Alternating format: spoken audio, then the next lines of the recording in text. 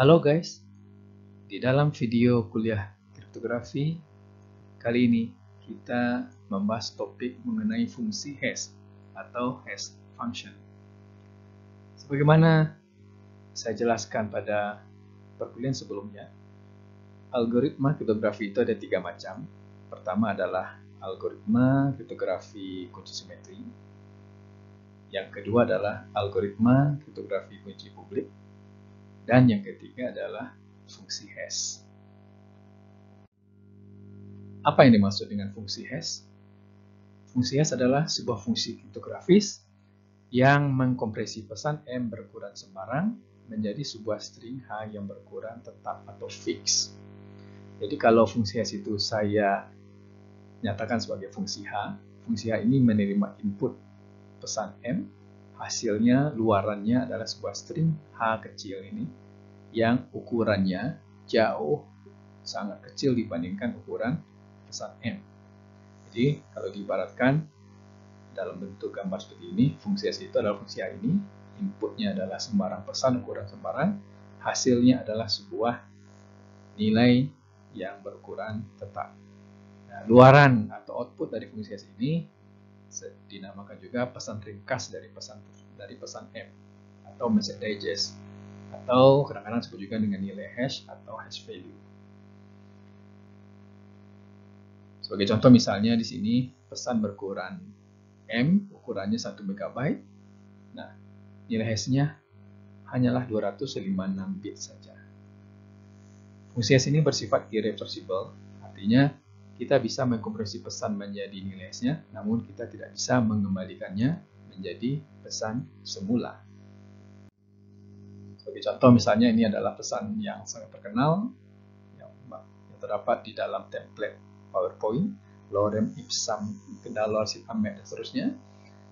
Dengan fungsi hash H ini dihasilkan sebuah message digest atau pesan ringkas yang ukurannya 256 bit. Nilai hash ini saya notasikan dalam notasi heksadesimal. Ini contoh-contoh lain. Sebuah string yang pendek, pesan yang pendek, halo, nomor teleponku, tsunami, nilai hashnya selalu panjangnya sama, yaitu 128 bit. Kalau tadi 256 bit, kalau ini sebuah fungsi hash yang lain yang panjangnya, nilai hashnya adalah 128 bit. Fungsi hash ini disebut juga fungsi hash satu arah, karena ia hanya bekerja dalam satu arah. Artinya fungsi hash ini meringkas pesan menjadi pesan ringkas, namun tidak bisa mengembalikannya menjadi pesan semula. Nah, ini yang kita sebut tadi sifat irreversible tadi. Fungsi hash memiliki 3 sifat penting sebagai berikut. Pertama adalah collision resistant. Artinya sangat sukar menemukan dua input A dan B sedemikian sehingga HA sama dengan HB. Sifat ini menyatakan bahwa dua pesan A dan B yang berbeda tidak mungkin memiliki nilai hash yang sama. Artinya tidak mungkin terjadi kolisi. Yang kedua adalah pre-image resistant. Untuk sembarang output Y, sukar menemukan input A sedemikian sehingga H sama dengan Y. Artinya, jika diberikan message digest suatu pesan adalah Y, sangat sukar menemukan pesan A sedemikian sehingga nilai hashnya adalah sama dengan Y. Jadi kalau kita diberikan sebuah nilai hash, kita tidak bisa menemukan pesan aslinya. Ini yang maksudnya sifat kedua ini. Yang ketiga adalah second pre-image resistant. Artinya, untuk input A dan output Y sama dengan H, sukar menemukan input kedua yaitu B, sedemikian sehingga HB sama dengan Y. Jadi kalau diberikan sebuah pesan dan message digest-nya adalah Y, sangat sulit mencari sebuah pesan lain B, sedemikian sehingga nilai hash B itu sama dengan Y.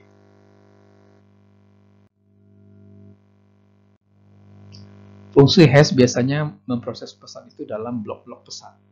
Jadi pesan dipecah menjadi blok-blok yang berukuran lebih kecil. Setiap blok masuk ke sebuah fungsi intermediate dalam fungsi hash. Output hash dari sebuah blok menjadi input untuk blok yang berikutnya. Jadi kalau digambarkan, fungsi hash ini menerima blok MI dan nilai hash dari blok sebelumnya HI-1. Hasilnya adalah message digest HI.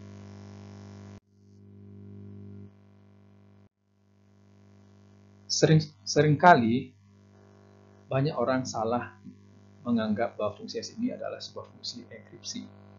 Jadi misalnya di dalam sebuah tulisan saya pernah menemukan password ini dienkripsi dengan fungsi hash. Fungsi hash bukanlah sebuah proses enkripsi. Meskipun nilai hash yang dihasilkan tidak memiliki makna. Mengapa demikian? Karena nilai hash tidak dapat ditransformasi balik dari pesan semula. Artinya nilai hash tidak dapat didekripsi. Jadi pesan aslinya. Kemudian alasan lainnya, proses hashing itu tidak menggunakan kunci sebagaimana halnya pada algoritma kriptografi kunci simetri atau kriptografi kunci publik. Jadi jangan sampai salah lagi mengatakan bahwa fungsi hash itu adalah fungsi enkripsi. Tapi fungsi hash itu adalah sebuah fungsi kompresi yang bersifat satu arah. Hingga saat ini terdapat puluhan fungsi hash yang terdapat di dalam kriptografi. Beberapa fungsi hash yang populer adalah seperti MD2, MD4, MD5 yang panjang message digestnya adalah 128 bit. Dari RAPMD 128 bit, RAPMD 128.256, dan yang lain di bawahnya ini bisa kalian baca. SH1 160 bit, SH256 256 bit atau 224 bit, SH512. Nah, SH1, SH256 dan SH512 disebut juga dengan SH2. Kemudian SH3 adalah algoritma keluarga fungsi SH yang terbaru yang bernama kecak, yang dapat menghasilkan message digest yang berukuran sembarang. Whirlpool, Snefru, Grostel, dan sebagainya. Nah, ini adalah beberapa fungsi hash yang populer. Fungsi hash memiliki banyak sekali kegunaan. Fungsi utama dari fungsi hash itu adalah menjaga integritas atau keaslian pesan. Fungsi hash, nanti kalau kita bahas lebih detail algoritma fungsi hash ini sangat peka terhadap perubahan 1 bit pada pesan. Artinya kalau pesan diubah 1 bit, maka nilai hashnya berubah sangat signifikan. Jadi meskipun pesannya diubah 1 bit, bukan berarti nilai hashnya berubah 1 bit, tapi perubahannya sangat berbeda sekali dengan pesan nilai hash dari pesan semula. Nah, untuk memeriksa keaslian sebuah pesan, maka bandingkan nilai hash yang baru dari pesan yang sudah diubah dengan nilai hash yang lama. Jika sama, berarti pesan itu masih asli. Nah, jika tidak sama, berarti pesan sudah dimodifikasi. Sebagai contoh misalnya, ini sebuah pesan yang berupa sebuah file. Bisa Anda baca seperti ini. Ya. Nah, ini saya hitung nilai hash-nya dengan algoritma MD5. Salah satu fungsi hash yang populer juga. Nah, ini adalah nilai hash-nya yang sepanjang 128 bit yang dinyatakan dalam hexadesimal. Sekarang, misalkan pesan tadi saya ubah hanya 1 karakter saja. Misalnya di sini sebelumnya tertulis 33 derajat Celcius, saya ubah menjadi 32.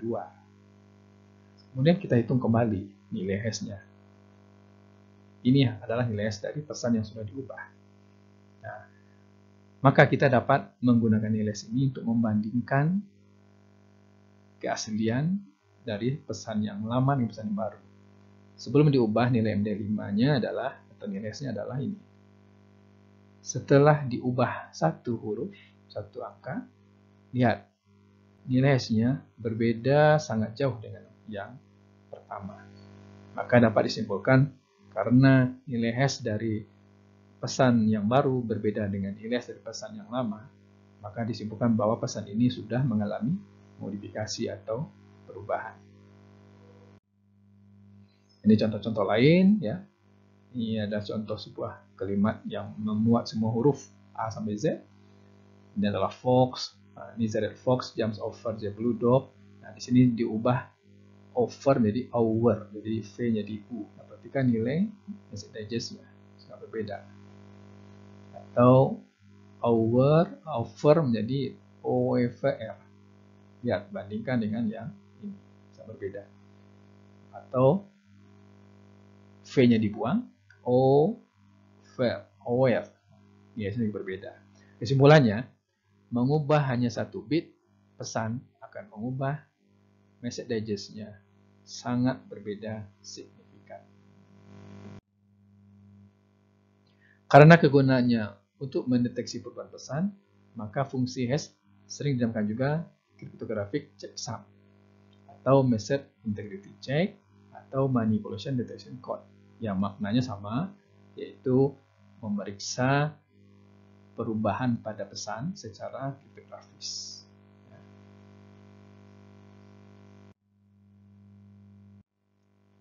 Beberapa developer pengembang perangkat lunak seringkali melengkapi file-file yang bisa diunduh dari websitenya dengan nilai hash. Jadi misalnya ini ada contoh sebuah developer antivirus ya, yang namanya Symantec ya.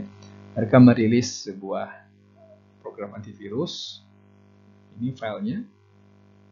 Ya. Nah, di bawahnya tertulis nilai hash dari file ini. Apa maksud dan tujuan menampilkan nilai hash dari file ini? Tujuannya adalah agar pengguna setelah selesai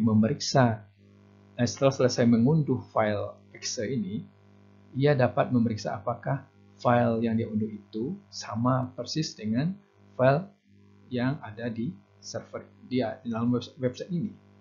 Nah, pengguna kemudian menghitung nilai hash dari file yang dia unduh, lalu dia bandingkan dengan nilai hash yang tertera di situs web ini. Jika sama berarti file tersebut asli atau utuh. Nah, jika tidak sama berarti ada perubahan. Sebab mungkin saja file ini berubah karena serangan virus misalnya. Jadi dengan menampilkan nilai hash dari file yang diunduh, menjamin keaslian dari file tersebut. Kedua, kegunaan fungsinya adalah menghemat waktu pengiriman. Misalkan kita ingin memverifikasi sebuah salinan atau kopi dari sebuah arsip ya, dengan arsip aslinya. Arsip aslinya terdapat di kantor pusat, sedangkan salinnya terdapat di sebuah kantor cabang yang lokasinya sangat jauh. Nah, ketimbang kita mengirim kopi dari arsip tersebut ke komputer pusat, yang pasti akan membutuhkan waktu transmisi yang lama, maka lebih mangkus atau lebih efisien cukup mengirimkan message digest-nya saja. Jadi, message digest dari kopi dari arsip tersebut dihitung, lalu dikirimkan, misalnya lewat email. Nah, kemudian dibandingkan dengan message digest dari arsip yang asli di dalam server di kantor pusat. Jika sama, berarti kopi dari arsip tersebut sama dengan arsip di database pusatnya. Nah, jadi ketimbang kita mengirimkan salin arsip itu yang ukurannya mungkin ukurannya sangat besar dan ini lama dan membutuhkan bandwidth yang besar, maka cukup mengirimkannya dalam bentuk message digest saja. Ketiga, fungsi hash dapat digunakan untuk menormalkan panjang data yang beraneka ragam. Misalkan di dalam sebuah sistem yang aksesnya menggunakan password, setiap pengguna tentu memiliki password yang panjangnya berbeda-beda. Misalkan diberikan ketentuan panjangnya 8 karakter. Ada pengguna yang passwordnya 10 karakter, 15 karakter, 25 karakter, ya, atau misalnya 20 karakter dan sebagainya. Nah, password itu disimpan di server ya, atau komputer host yang gunanya nanti untuk keperluan autentikasi. Jadi kalau misalnya user pengguna login ke dalam sebuah server, dia memasukkan password, password itu diperiksa apakah sama dengan password yang disimpan di dalam basis data. Nah, karena panjang password setiap pengguna itu bermacam-macam, tentu field password dalam basis data ini tidak mungkin bisa memuat panjang password yang berbeda-beda itu. Biasanya panjang field dalam sebuah basis data itu ukurannya sudah tetap, ya. Misalnya panjangnya sekian karakter misalnya. Nah, untuk menyeragamkan panjang field password yang bermacam-macam tadi, maka di dalam basis data yang disimpan bukanlah password yang sesungguhnya, tetapi yang disimpan hanyalah nilai hashnya saja. Jadi ketika pengguna login ke server, sistem akan menghitung nilai hash dari password yang dia masukkan, kemudian sistem akan membandingkan nilai hash dari password yang dia masukkan tadi dengan nilai hash dari password yang disimpan dalam basis data. Jika sama, berarti dia terautentikasi. Tadi kita sudah membicarakan mengenai salah satu sifat fungsi hash, yaitu diberikan dua buah string A dan B. Tidak mungkin kedua string tersebut memiliki nilai hash yang sama. Jika dua string yang berbeda memiliki nilai yang sama, berarti terjadi kolisi. Secara matematis, kolisi pada sebuah fungsi itu sangat sulit terjadi. Namun, dengan melalui beberapa percobaan, ada orang yang bisa menemukan kolisi pada fungsi hash. Apabila sebuah fungsi hash mengalami kolisi, berarti fungsi tersebut sudah tidak aman secara kriptografis. Ini adalah beberapa fungsi hash yang sampai statusnya saat ini ada yang sudah ditemukan kolisinya, ada yang belum ditemukan, dan ada yang hampir.